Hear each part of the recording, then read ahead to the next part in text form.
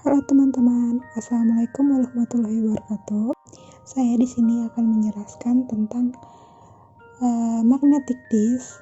Di sini saya dari kelompok 12. Kelompok saya beranggotakan 3 orang, termasuk saya.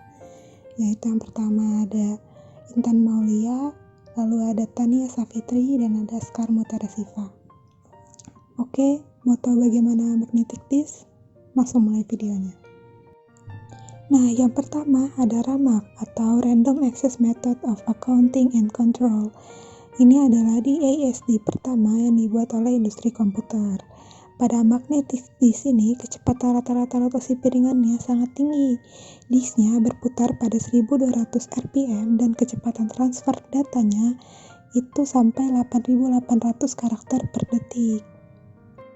Selanjutnya ada disk-pack. Ini adalah tempat penyimpanan dari magnetic disk yang terdiri dari beberapa tumpukan piringan aluminium. Nah, pada setiap tumpukannya umumnya terdiri dari 11 piringan. Setiap piringan diameternya ini 14 inch atau 8 inch pada mini disk dan menyerupai piringan hitam. Permukaannya ini dilapisi oleh metal oxide film yang mengandung magnetisasi seperti pada magnetic tape. Banyaknya track pada piringan menunjukkan karakteristik penyimpanan pada lapisan permukaan, kapasitas disk drive, dan mekanisme akses. Di sini mempunyai 200 sampai 800 track per permukaan. Banyaknya track pada piringan adalah tetap. Pada disk pack ini juga terdiri dari 11 piringan yang mempunyai 20 permukaan untuk menyimpan data. Nah, ada dua teknik dasar untuk pengalamatan data yang disimpan pada disk, yaitu metode silinder atau metode sektor. Metode silinder itu merupakan pengalamatan berdasarkan nomor silinder, nomor permukaan, dan nomor rekord. Semua track dari disk pack membentuk suatu silinder. Jadi, bila suatu disk pack dengan permukaan 200 track per permukaan, maka mempunyai 200 silinder. Lalu, metode sektor. Setiap track dari pack dibagi ke dalam sektor-sektor.